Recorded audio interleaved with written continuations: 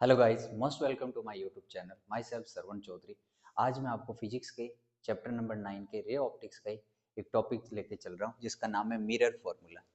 Mirror फॉर्मूले में आपके सामने दिख रहा है ये मैथमेटिकल रिलेशनशिप है 1/f=1/v+1/u। सबसे पहले अपन डिस्कशन करते हैं ये जो आपके सामने लिखा है ये टर्म्स है क्या।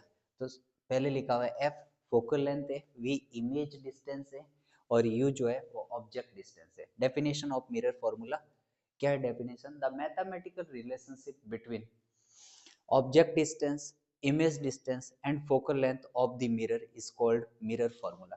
कि भाई इन सब के बीच में जो मैथमेटिकल रिलेशनशिप है उसको ही अपन क्या कहते हैं? Mirror formula. और याद रखना बोर्ड के लिहाज से भी बहुत इंपॉर्टेंट है। हाँ, थोड़ा बड़ा हो सकता है, मतलब वीडियो लंबा हो सकता है, लेकिन बिल्कुल अपन बेसिक से लेके चलेंगे। चलो स्टार्ट करते हैं, ठीक है।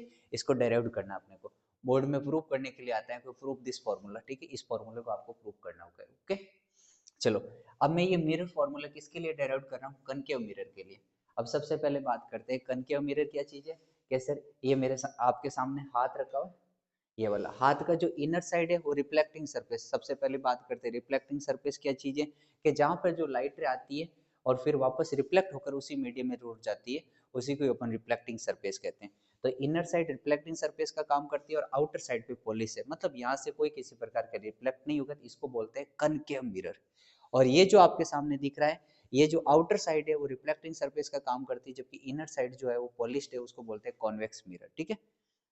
कनकेव और ये कॉन्वेक्स मिरर। लेकिन अपन जो डेराइव कर रहे हैं वो किसके लिए कर रहे हैं? कनकेव मिरर के लिए, ठीक है। अब अपन स्टार्ट करते हैं।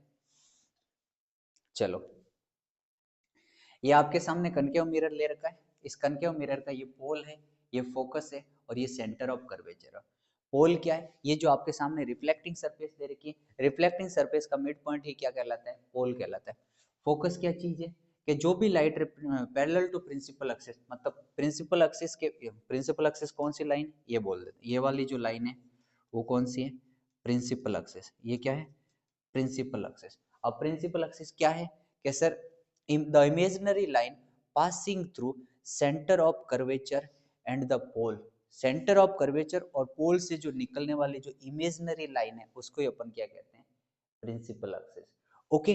अब आपको एक रूल्स पता होंगे image formation from spherical mirror के। क्या रूल है? जो light ray parallel to principal axis आती है वो कहां से पास आउट होती है? फोकस से। अब बात करते हैं फोकस क्या चीज है, कि जो light ray parallel to principal axis आएगी और वो रिफ्लेक्शन के बाद प्रिंसिपल एक्सिस के जिस पॉइंट से निकलती है उसी को अपन प्रिंसिपल फोकस कहते हैं। और सेंटर ऑफ कर्वेचर क्या चीज है? ये रिफ्लेक्टिंग सरफेस जो है ना, किसका? कनकेव मिरर का जो रिफ्लेक्टिंग सरफेस है खुद एक स्पेयर का पार्ट है। आपके सामने दिख रहा है ये स्पेयर, और इसी के सेंटर को अपन क्या बोलते हैं? Centre of curvature, okay. अब बात करते हैं इसके फॉर्मूले को डेराइव करने के लिए सबसे पहला स्टेप है आप ऑब्जेक्ट को कहाँ रखोगे। तो मैंने ऑब्जेक्ट को फिलहाल कहाँ रखा है? बियॉन्ड सी, सी से जस्ट पीछे है, तो मैंने क्या लिखूंगा? पोजीशन ऑफ ऑब्जेक्ट,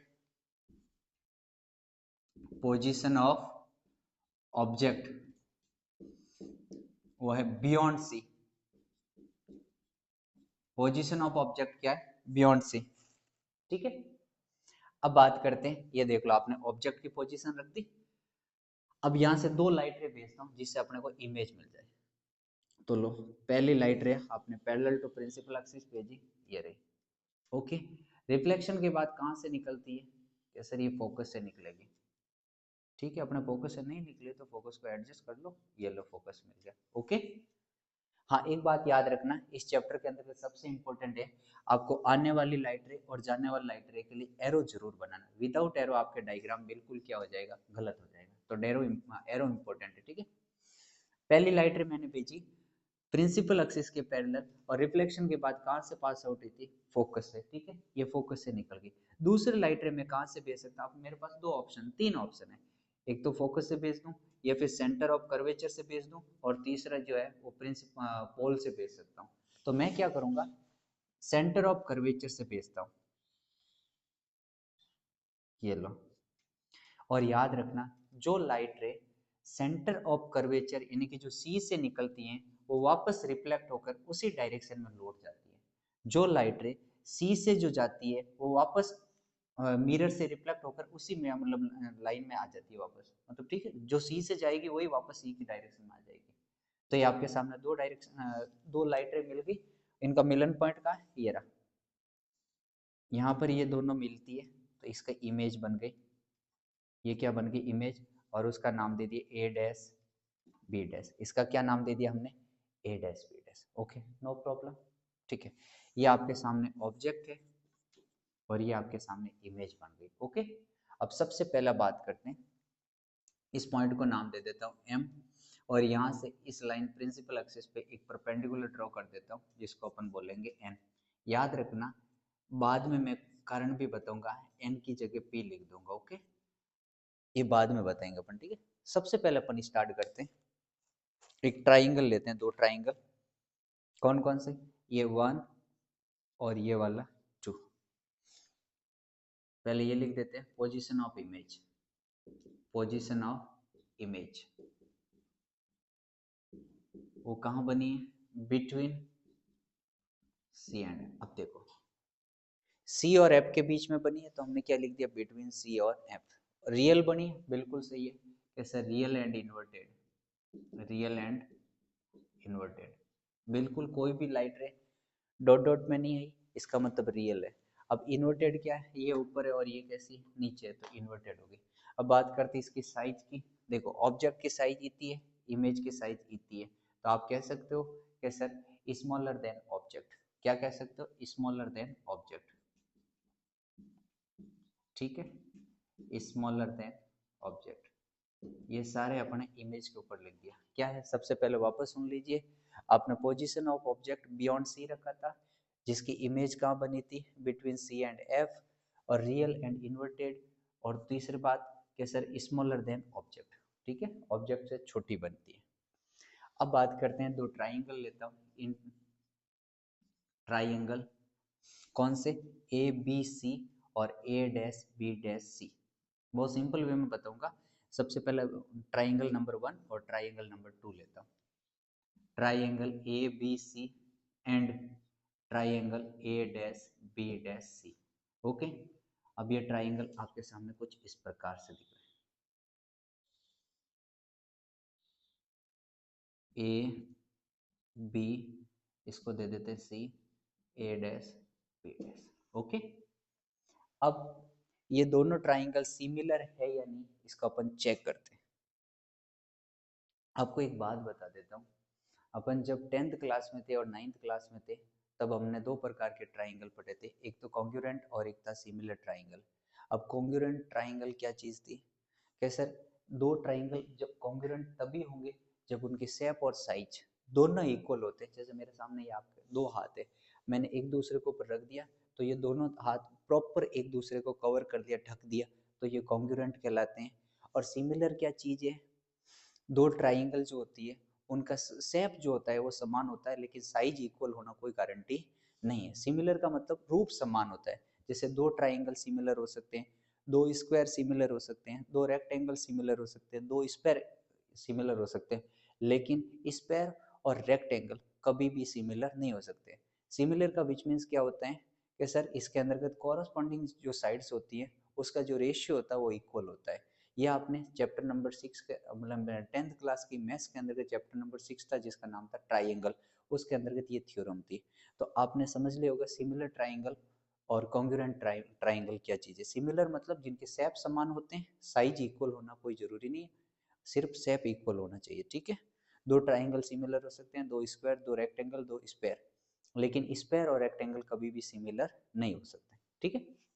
अब बात करते हैं ये सिमिलर है या नहीं, इसको प्रूव करते हैं। सबसे पहले देखो, एक बात बताओ, ये वाला जो एंगल है और ये वाला एंगल, क्या इन दोनों ट्राइंगल में, ट्राइंगल नंबर वन और ये ट्राइंगल नंबर टू, मैंने इसी को ही उठाकर, ये वाला जो दिख रहा है ना A B C, A dash B dash C को उठाकर वापस बनाया, तो आप कहोगे सर ये एंगल ट्राइंगल वन और ये ट्राइंगल टू, इसमें आप क्या बोल दोगे, सर एंगल ए और एंगल ए डैश आपस में इक्वल है, क्योंकि सर इसके एवरी एंगल कितना डिग्री का है, 90 डिग्री। क्या सर ये भी 90 डिग्री का है, ये भी 90 डिग्री, तो लिख दिया मैंने angle A equal to angle C, sorry angle A equal to angle A dash. फिर बात करते हैं ये वाला सी और ये वाला सी दिख रहा है ना आपके सामने, तो क्या लिखूंगा, angle C equal to angle C. आप जानते होंगे मैथ्स में पढ़ा होगा, ये क्रॉस का शेप बनता है तो ये वाला जो एंगल होते हैं, ये वाला और ये वाला आपस में इक्वल होते हैं, इनको क्या बोलते हैं, vertically opposite angle. Vertically opposite angle,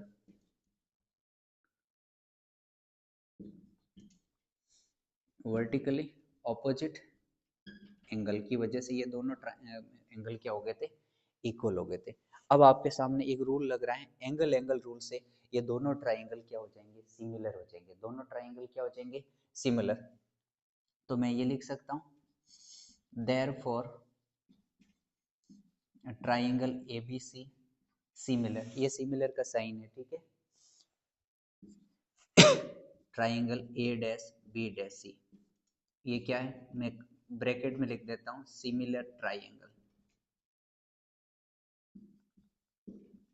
ठीक है। अब ये दोनों ट्राइंगल सिमिलर हो चुके हैं।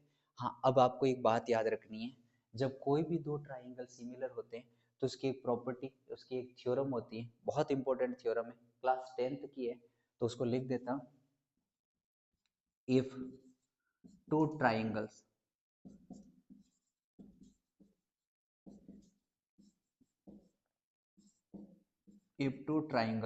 are similar, then the ratio of their corresponding sides are equal। मतलब समझो कि कहने का मतलब ये है कि अगर कोई दो ट्राइंगल सिमिलर होते हैं तो उनकी जो कॉरस्पॉन्डिंग साइड्स का जो रेशियो होता है वो इक्वल होता है। कॉरस्पॉन्डिंग साइड्स का रेशियो क्या चीज है कि सर इसके बट्टे में ये आ जाएगी और इसके बट्टे में ये आ जाएगा, मतलब इनके जो साइड्स का रेशियो होता है वो इक्वल होता है।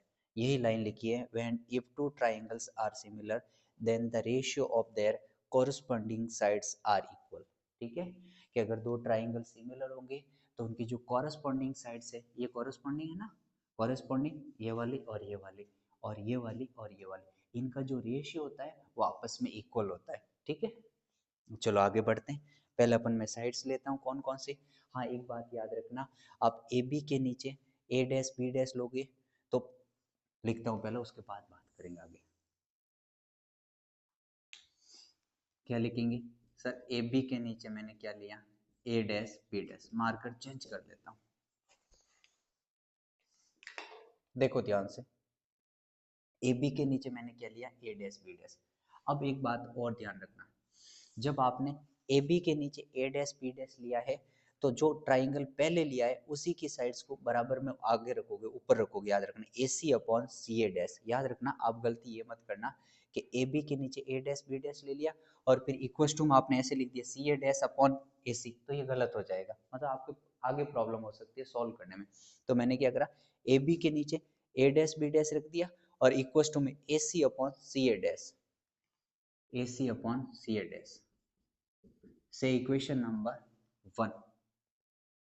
इक्वेशन नंबर 1 दिख रहा है आपके सामने, यही लाइन मैंने फॉलो करी कि then the ratio of their corresponding sides are equal, कि भाई इनके जो कॉरस्पॉन्डिंग साइड्स का जो रेशियो होता है वो इक्वल होता है। ठीक है, ये पहले अपन ने इन दोनों ट्राइंगल के हिसाब से आपके सामने इक्वेशन फर्स्ट निकाल दी।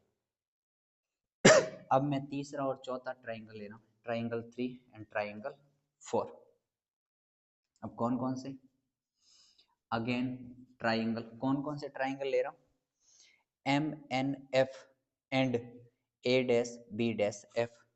ट्राइंगल कौन कौन सा, M N F and triangle A dash B dash F.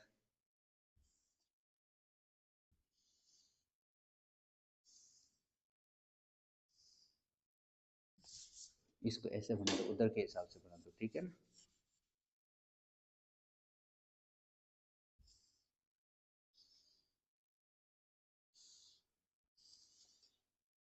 ये एम आ गया, ये एन आ गया, ये एफ आ गया, ये ए डैश, ये बी डैश। अब आप कह सकते हो ये भी ट्राइंगल सिमिलर हो सकता है क्योंकि ए डैश और एन दोनों आपस में बराबर है। क्यों, क्योंकि सर ये भी एंगल 90 डिग्री का, ये भी एंगल 90 डिग्री का। तो इस वजह से ये दोनों इक्वल, और दूसरी बात एफ वाला भी इक्वल होगा क्योंकि ये वर्टिकल ऑपोजिट एंगल है। तो आप कहोगे सर एंगल एंगल रूल से ये दोनों ट्राइंगल कौन कौन से, एम एन एफ और A dash B dash F भी क्या होंगे, सिमिलर होंगे।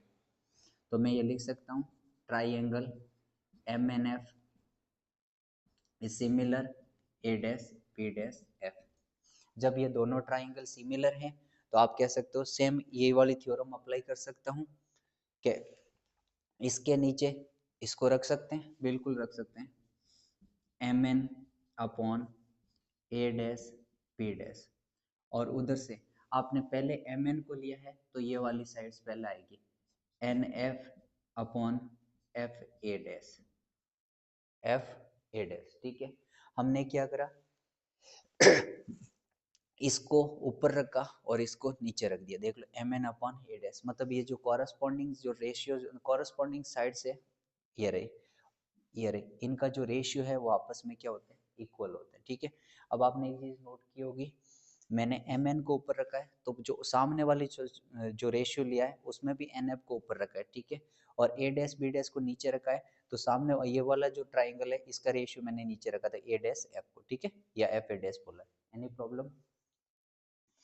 इक्वेशन नंबर मैंने इसको कितना दे दिया, तो अब आपको इस मेन जो डायग्राम है इसमें देखो, आप क्या कह सकते हो कि सर ये जो बी एम है और ये जो एपी है, बी एम और एपी दोनों पैरेलल लाइन है कि नहीं, कौन सी भाई, ये रही बी एम और ये रही एपी। आप क्या बोलोगे सर ये दोनों लाइन बिल्कुल पैरेलल है, B M parallel AP, B M parallel AP. जब कोई भी दो लाइटें या कोई भी दो लाइन पैरेलल होती है तो हम जानते हैं इनके बीच की डिस्टेंस आपस में क्या होती है, इक्वल। क्या सर, ये रही बी एम और ये रही एपी, अगर ये दोनों लाइन पैरेलल है तो इनके बीच की जो गैप होता है ना वो इक्वल है। मतलब मैं क्यों कर रहा हूँ, क्योंकि एम एन जहां पर भी दिख रहेगा एम एन के इक्वल में क्या लिख दूंगा, A B, M N equals to A B. आप कहोगे सर ऐसा क्यों किया, देखो ध्यान से, इक्वेशन फर्स्ट की लेफ्ट हैंड साइड में क्या, A B upon A dash B dash, equation second में ए डैश बी डैश तो है लेकिन एम एन आ चुका है, तो क्यों नहीं हम एम एन की जगह ए बी लिख सकते हैं। कारण हमने बता दिया, क्योंकि बी एम ये वाला और ये वाले दोनों एक दूसरे के पैरेलल है, एपी तो इनके बीच का जो गैप है वो भी आपस में क्या हो जाएगा, इक्वल। मतलब A B equals to M N, क्योंकि दोनों इक्वल हो जाएंगे। ठीक है,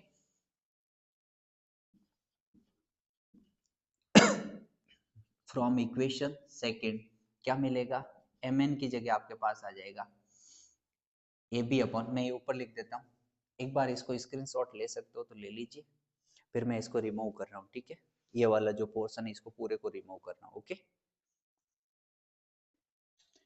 देख भाई मैं स्टार्टिंग में वीडियो बना रहा हूँ, हो सकता है कुछ एरर आ सकता है बोलने में या जो भी है, तो थोड़ा सा उसके लिए माफी चाहता हूँ, लेकिन याद रखना बेसिक पूरा ले रहा हूँ, जीरो से बेसिक स्टार्ट कर रहा हूँ।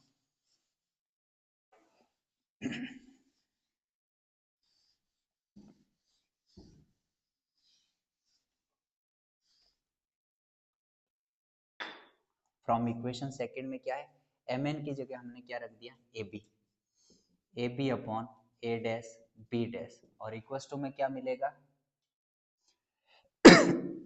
एन एफ, जुकाम लगा हुआ है, F A dash. Equation number क्या दे दिया हमने इसको, थ्री। इक्वेशन नंबर क्या दे दिया हमने, थ्री। क्या करा हमने, एम एन की जगह क्या रख दिया था, ए बी, तो अब A B upon A dash B dash, और इधर से क्या आ गया, N F upon F A dash, से इक्वेशन नंबर थ्री। अब आप देखो इक्वेशन फर्स्ट ये रही और इक्वेशन थ्री ये रही, इन दोनों को देख के क्या लगता है कि सर इसकी लेफ्ट हैंड साइड और इसकी लेफ्ट हैंड साइड इक्वल है, तो मैथ्स कहती है राइट हैंड साइड भी इक्वल होगी। तो हम क्या लिख सकते हैं, from equation first and third, from equation first and third, कि सर इसकी लेफ्ट हैंड साइड उसकी लेफ्ट हैंड साइड इक्वल है तो राइट हैंड साइड भी क्या हो जाएगी, इक्वल। ओके, ये मैंने राइट हैंड साइड भी इक्वल दी। एक साइन कन्वेंशन आपने पढ़ा था अभी, साइन कन्वेंशन में क्या पढ़ा था, उससे पहले मैं थोड़ा इस एन का इलाज कर देता हूँ। एन का इलाज क्या है, ये जो आपके सामने एपरेचर दिख रहा है, ये वाला, इसको P और Q को हमने क्या बोल दिया, एपरेचर। एपरेचर क्या चीज़ है, जहाँ पर ये जो रिफ्लेक्टिंग सरफेस है ना, इस कनकेव मिरर की जो रिफ्लेक्टिंग सरफेस है उसी को अपन क्या बोलते हैं, एपरेचर। मतलब जहाँ पर लाइट रे आती है उसी को अपन क्या कहते हैं, एपरेचर कहते हैं। अगर किसी मिरर का aperture, if the aperture of the mirror, ये भी लाइन लिख देता हूँ, एग्जामिनर राजी हो जाएगा। If the aperture of the mirror is very small, is very small, अगर किसी मिरर का एपरेचर बहुत छोटा होता है तो ये M और P पास पास में स्थित होंगे, या फिर अपन ऐसे कह सकते हैं N और P बिल्कुल वेरी क्लोज होंगे, बहुत बहुत पास होंगे। तो जहां मर्जी होगा N की जगह P लिख सकते हैं, या फिर P की जगह क्या लिख सकते हैं, N लिख सकते हैं। मैं यही लाइन लिखना चाहता हूँ, if the aperture of the mirror is very small then the point P, then the point N, N लिख रहे हैं ना, N is very close to point पे। कुल मिला के ये है, जहां आपको N दिखेगा वहां क्या लिख दो, P लिख दो। Okay, I think no problem. अब देखो दिख रहा है आपके सामने, AC लिख दिया, CA डैश लिख दिया। अब आपके सामने NF दिख रहा है, वहां पर क्या लिख दूंगा, PF और FA डैश, FA डैश आ गया। हमने क्या करा, जहां N था वहां क्या लिख दिया था, P, PF upon FA dash. Equation number 4। अब आप साइन कन्वेंशन वाला रूल जानते होंगे। साइन कन्वेंशन रूल्स क्या कहता है कि ऑल द डिस्टेंस, जितनी कितनी भी डिस्टेंस होती है वो सब आप मिरर के कहाँ से मेजर करोगे, पोल से करोगे। ऑल द डिस्टेंस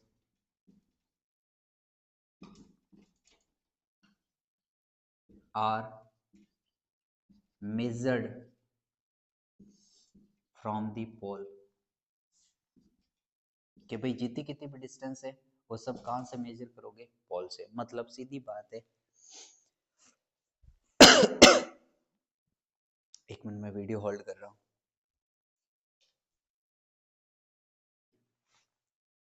कि all the distance are measured from the pole, कि भाई जितनी कितनी भी डिस्टेंस होती है वो अपन मिरर के, या वो चाहे ऑप्टिकल सेंटर, लेंस में बात करूंगा तो वो सब लेंस में ऑप्टिकल सेंटर से मेजर करते हैं, जबकि मिरर के अंतर्गत कहाँ से मेजर करते हैं, पोल से करते हैं। सिंपल सी बात है। आपके सामने ये जो इक्वेशन 4 है इसमें क्या आना चाहिए, P आना चाहिए। तो चलो इसमें तो P आ चुका है, लेकिन अब AC, CA डैश और FA डैश में क्या करना है, आपको P लेकर आना है। तो क्या इधर वाला इरेज कर दूं,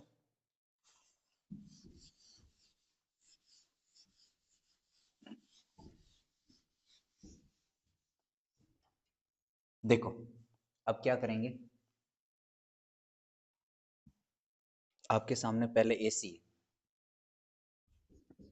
AC को कुछ लिख रहा हूं। देखो ये जो AC है ना, इसको ध्यान से सुनना, आपको P से मेजर करना है ना, तो ये रहा AC। क्या मैं AC को ऐसे लिख सकता हूँ, PA, PA पूरा है ना, इस पूरे में से इतने को माइनस कर दो तो पीछे आपके पास AC आ जाएगा। तो अपन क्या करेंगे, PA minus PC, PA minus PC, तो आपके पास AC आ जाएगा, क्योंकि दोनों में PP आ रहा है। तो आप AC को क्या लिख सकते हो, PA माइनस PC। ठीक है, AC का इलाज हो गया। अब बात करते हैं CA डैश। CA डैश के लिए क्या करेंगे, CA डैश मतलब ये वाली जो साइड, क्या इसको अपन ऐसे कर सकते हैं, PC minus PA dash, PC minus PA dash. तो आपके पास CA डैश आ जाएगा, PC माइनस PA डैश क्या आ जाएगा, CA डैश। तो हम लिख सकते हैं ऐसे, CA dash equal to PC minus PA dash, CA dash equal to PC minus PA dash. Okay, वो लिख दिया हमने। फिर बात करते हैं, AC आ गया, CA डैश आ गया, PA पॉल दीजिए। अब बात करते हैं FA डैश की। किसकी बात करते हैं, FA डैश की। FA डैश के लिए हम क्या लिखेंगे, ये रहा आपके सामने FA डैश है, तो इसको अपन ऐसे लिख सकते हैं, PA dash, PA dash minus PF, PA dash minus PF, तो आपके पास FA डैश आ जाएगा। तो PA dash minus P F क्या करा, ये रहा P A dash minus P F, तो आपके पास एफ ए डैश आ गया। अब देखो सब जगह पी पी आ चुका है, तो अब अपन इक्वेशन 4 फॉलो कर सकते हैं। फ्रॉम इक्वेशन 4, फ्रॉम इक्वेशन 4 क्या है, ए सी की जगह आप क्या लिख दोगे, P A minus P C upon C A dash की जगह क्या लिख दोगे, P C minus P A dash, और उधर से पी एफ, और एफ ए डैश की जगह क्या लिख दोगे, P A dash minus P F. मतलब ये जो आपके सामने लिखा था उसकी जगह हमने ये वाली वैल्यू पुट करी। ओके, यहाँ तक कोई प्रॉब्लम नहीं होनी चाहिए। अब अपन बात करते हैं sign convention, using sign convention. Sign convention क्या कहती है उससे देखो, अब सबसे पहले ये वाली चीजें देखते हैं। ये जो सी लिखा हुआ है, ये पी लिखा हुआ है, सी को हमने क्या बोला था, सेंटर ऑफ कर्वेचर। एक बात पूछे हम आपसे, ये आपके सामने स्पेयर है, ये सेंटर है, ये सरकमफेरेंस है, ये पोल है, तो आप बोलोगे सर ये इसके लिए रेडियस का काम करेगी कि नहीं करेगी, 100% करेगी। तो आप कहोगे सर ये जो सी वाली डिस्टेंस है इसको आप बिना कुछ सोचे आर लिख दो, ठीक है, यहाँ से मेजर करके। अब बात करते हैं ये पी ए डैश की, ये आपके सामने इमेज है, ये ए डैश बी डैश इमेज का काम कर रही है, और ये रहा पोल। इमेज और पोल की डिस्टेंस को इमेज डिस्टेंस लिखेंगे, जिसको अपन किसे लिखेंगे, पी से, ठीक है। ये रहा आपके सामने ए बी ऑब्जेक्ट है, ये रहा ऑब्जेक्ट, और ये रहा पोल। पोल और ऑब्जेक्ट के बीच के डिस्टेंस को ऑब्जेक्ट डिस्टेंस लिखेंगे। हाँ, साइन कन्वेंशन में आपने ये पढ़ा होगा कि सर पोल के इधर वाली सारी डिस्टेंस किस में लेते हैं अपन, नेगेटिव में लेते हैं, और उधर की सारी डिस्टेंस किस में लेते हैं, पॉजिटिव में लेते हैं। तो अपने तो सारी डिस्टेंस इधर आ रही है, तो आर भी माइनस में होगा, यू भी माइनस में होगा, वी भी माइनस में होगा। तो सबसे पहले अपन बात करते हैं पी ए, पी ए जो कि ऑब्जेक्ट डिस्टेंस है ना, पी से लगाकर ए तक कौन सी डिस्टेंस है, ऑब्जेक्ट, क्योंकि ऑब्जेक्ट और ये पोल, ऑब्जेक्ट डिस्टेंस जिसको अपन ने किससे लिखा, यू से, इधर है तो ये किस में आ जाएगी, माइनस का यू, ठीक है। फिर बात करते हैं पीसी की, किसकी बात करते हैं, इसको इक्वेशन नंबर 5 दे दिया, ठीक है। फिर बात करते हैं पीसी के, सर ये रहा पी, ये रहा सी, पी और सी के बीच की डिस्टेंस मतलब रेडियस ऑफ कर्वेचर, जिसको अपन ने आर से लिखा है। अब ये इधर की तरफ है तो ये भी किस में आएगी, माइनस में आएगी। फिर बात करते हैं पी एफ की, ये रहा पोल, ये रहा एफ। अब आप जानते हो ये प्रिंसिपल फोकस है और ये पोल है, तो ये वाली डिस्टेंस फोकल लेंथ होगी आपके सामने। क्या है डेफिनेशन फोकल लेंथ की, द डिस्टेंस बिटवीन, मतलब distance between principal focus and the pole. Principal focus और पोल के बीच के डिस्टेंस को अपन फोकल लेंथ कहते हैं, ठीक है। तो इस ये भी आपकी इधर है तो किस में आएगी, माइनस में।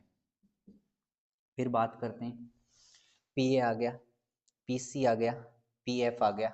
अब बचा हुआ है पी ए डैश, कौन बचा हुआ है, पी ए डैश। देखो पी ए डैश कहाँ रहा, ये रहा पी, ये रहा ए डैश।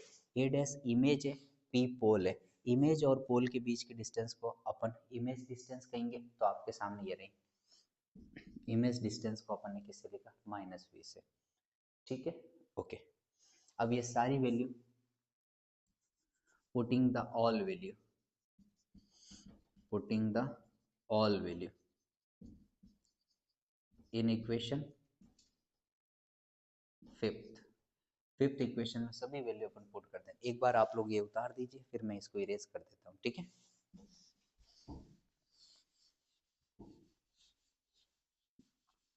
देखो अभी स्टार्टिंग के वीडियो है तो हो सकता है इसमें एडिटिंग वगैरह एरर हो सकता है, लेकिन बेसिक बिल्कुल जीरो लेवल ले रहा हूँ, तो थोड़ा सपोर्ट रखना, ठीक है।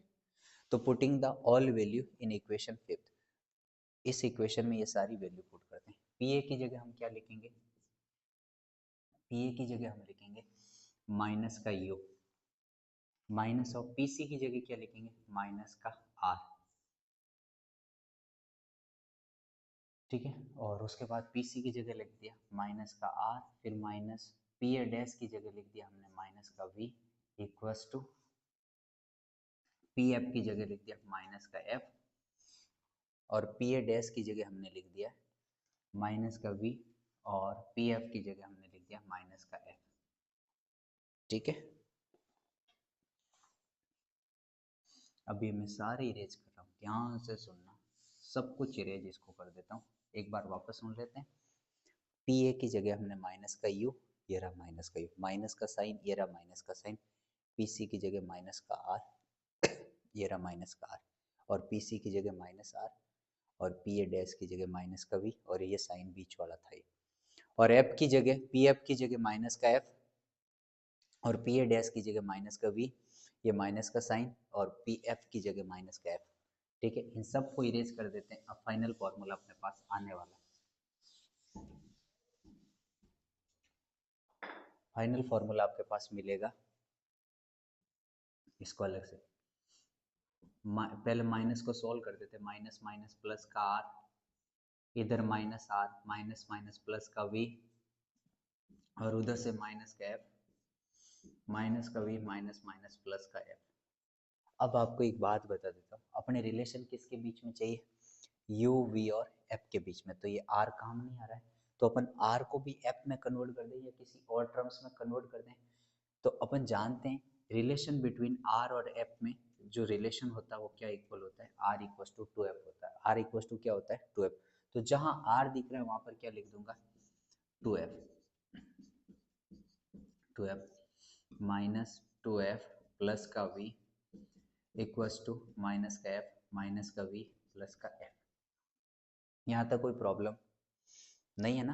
देखो, अब मेरे को डायग्राम की कोई नीड नहीं है, तो कहना इरेज इट, मैं इस डायग्राम को इरेज कर रहा हूँ, एक बार डायग्राम को देख लेना।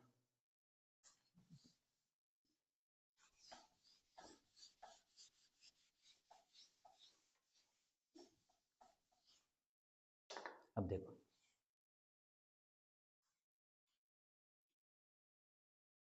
क्या ये, चलो स्टार्ट करते हैं। यही वापस यहाँ पर लिख रहा हूँ, ठीक है। मैं क्रॉस मल्टीप्लाई कर रहा हूँ, क्या कर रहा हूँ, क्रॉस मल्टीप्लाई, मतलब ठीक है।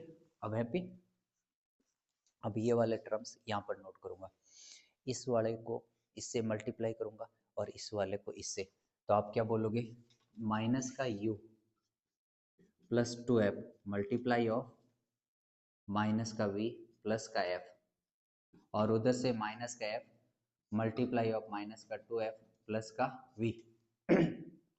मतलब हमने इसको मल्टीप्लाई किया इससे और इसको मल्टीप्लाई किया इससे, तो क्या मिलेगा, पहले माइनस यू का मल्टीप्लाई करेंगे तो माइनस यू माइनस वी, ये भी माइनस ये भी माइनस, तो प्लस का यू वी, फिर माइनस यू का एफ से करोगे तो माइनस का यू एफ, फिर प्लस टू एफ का वी से करोगे तो माइनस का टू एफ वी। ठीक है, और टू एफ का एफ से करोगे तो टू एफ स्क्वायर, और उधर से क्या आएगा, minus minus plus two F square minus plus minus F V. ठीक है, कोई प्रॉब्लम, कैसे किया, माइनस यू का वी से तो minus minus plus U V, minus U का एफ से तो माइनस का यू एफ, और टू एफ का वी से तो माइनस का two F V, two F का एफ से तो टू एफ स्क्वायर, और माइनस से minus plus two F square minus F V. Okay, अब बात करते हैं यहाँ पर ये जितने कितने भी माइनस वाले, पहले तो देखो प्लस का टू एफ स्क्वायर, उधर भी प्लस का, ये उधर जाएगा तो कट जाएगा, तो इसको तो कैंसिल आउट कर दिया, और ये दोनों टर्म्स माइनस की उधर जाके किस में हो जाएगी, प्लस। इधर सिर्फ मैंने रखा यू वी को, और उधर माइनस का एफ वी, और इधर से जाएगा माइनस का यू एफ जो प्लस में चला जाएगा, और माइनस का टू एफ वी उधर जाके किस में जाएगा, प्लस का। अब बात देखो ध्यान से सुनना, क्या बचा हमारे पास, यू वी, देखो इधर कितना है टू एफ वी, इधर एक एफ वी, तो पीछे कितना बचेगा, एक एफ वी, और इधर से यू एफ। अब मैं क्या करूंगा, dividing both sides U F, मतलब मैं किसका डिवाइड करूंगा, यू वी एफ का डिवाइड कर देता हूँ, क्या करता हूँ, यू वी एफ का डिवाइड कर देता है इस इक्वेशन में। तो आपके पास फाइनल जो है इधर लिख देता हूँ, ठीक है। इसमें मैं यू वी एफ का डिवाइड कर रहा हूँ, तो आपके पास जो फाइनल फॉर्मूला आएगा यू वी एफ का, इसमें डिवाइड करने के बाद एक बार ऊपर लिख देते हैं, U V equals to F V plus U F, ये वाली इक्वेशन को ही हमने वापस वहां पर लिख दिया है और इसमें यू वी एफ का डिवाइड कर रहे हैं बोथ साइड्स, दोनों साइड्स में यू वी एफ का, U V F, U V F, U V F. Okay, अब कैंसिल आउट कौन हो रहा है, यू वी से U V cancel out, F V से F V cancel out, U F से यू एफ कैंसिल आउट, तो रिमेनिंग टर्म्स कौन सी बची, वन अपॉन एफ, इधर से वन अपॉन यू, उधर से वन अपॉन वी। इसको अपन ऐसे भी लिख सकते हैं, one upon F equals to one upon V plus one upon U, जो कि यही कौन सा फॉर्मूला है भैया, मिरर फॉर्मूला। कौन सा फॉर्मूला, मिरर फॉर्मूला। ध्यान रहे, ये आपके सामने मिरर फॉर्मूला सॉल्व हो चुका है। ये इंपॉर्टेंट है, 3 नंबर का क्वेश्चन पूछा जाता है बोर्ड एग्जाम में कि भाई डेराइव द मिरर फॉर्मूला, आपके सामने ये फॉर्मूला होगा, इसको डेराइव करके बताना है। तो आई होप समझ में आ गया होगा, बिल्कुल बेसिक लेवल से लिया है, कोशिश करो, आप वीडियो थोड़ा लंबा हो सकता है लेकिन पूरा स्टेप बाय स्टेप किया है, तो आप रफ कॉपी में आराम से इसको सॉल्व कर सकते हो। आज के लिए इतना ही।